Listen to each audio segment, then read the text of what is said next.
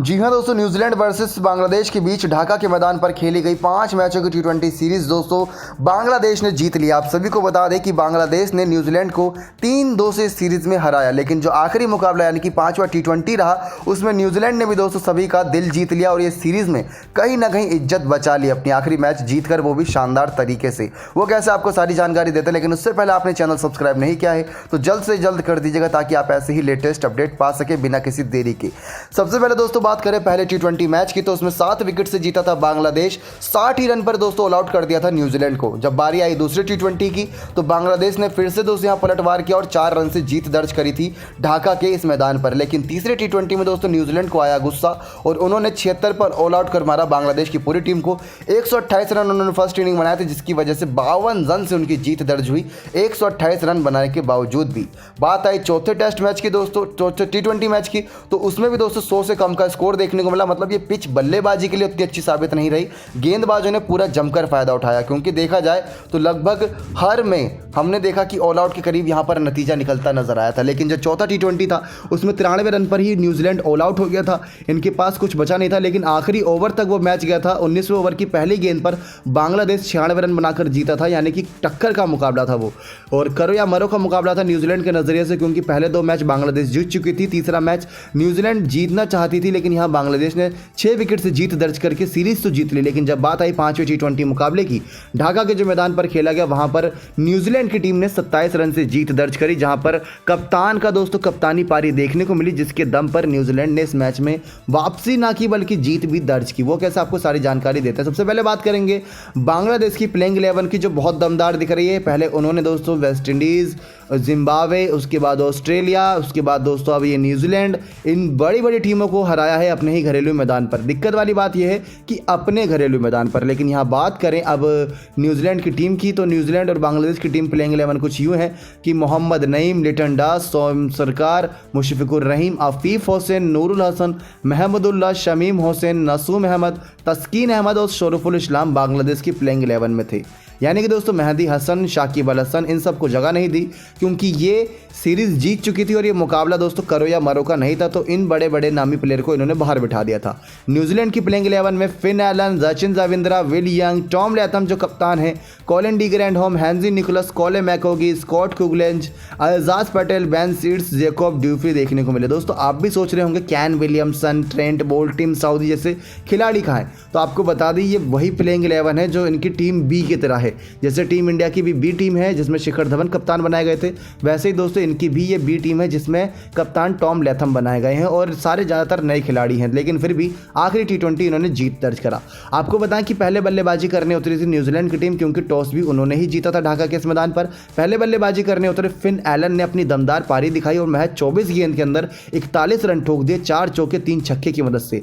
170 का इनका strike rate देखने को मिला। उसके बाद रचिन रविंद्रा दोस्तों 12 गेंदों में 17 रन बनाए 3 चौके की मदद से। शरीफुल इस्लाम ने ही दोनों का विकेट लिया था, फिन एलन और रचिन रविंद्रा का।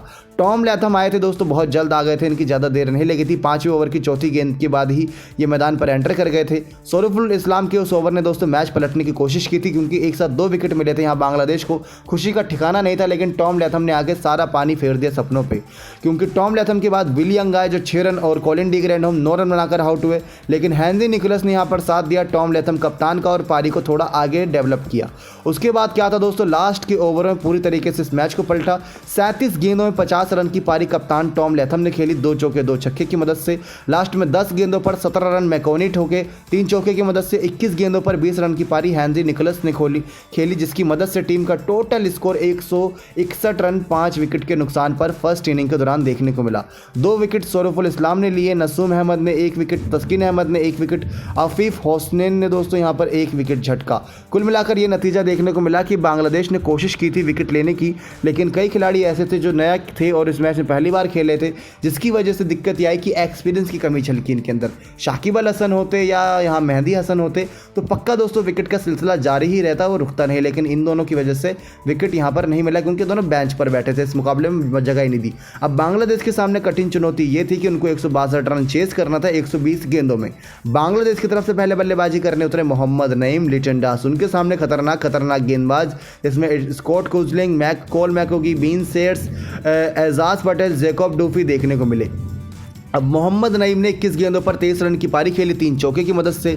लिटन दास ने 12 गेंदों पर 10 रन बनाए। एजाज पटेल ने लिटन दास का विकेट लिया। बीन सीयर्स ने मोहम्मद नईम का। सौम्य सरकार 4 रन बनाकर आउट हुए। मुशफिकुर रहीम 3 रन बनाकर आउट हुए, लेकिन आफेफ हुसैन और महमदुल्लाह के बीच एक पार्टनरशिप पनपी, जिसकी वजह से वो पार्टनरशिप आगे तक गई लेकिन मैच को जिताने में कामयाब नहीं रही। 33 गेंदों में 49 रन की पारी नाबाद खेली। आफीफ हुसैन ने 2 चौके 3 छक्के की मदद से। महमदुल्लाह ने 21 गेंदों पर 23 रन की पारी 1 चौके 1 छक्के की मदद से खेली। नूरुल हसन ने 4 गेंदों पर 4 रन बनाए, 1 चौके मारा था उन्होंने। शमीम हुसैन ने 5 गेंदों पर 2 रन बनाए। तस्कीन अहमद ने 4 गेंदों पर 9 रन। नसूम अहमद ने 3 गेंदों पर 3 रन बनाया। लेकिन कुल मिलाकर ये देखने को मिला कि सिर्फ और सिर्फ आफीफ हुसैन के अलावा कोई लंबी पारी नहीं खेल पाया।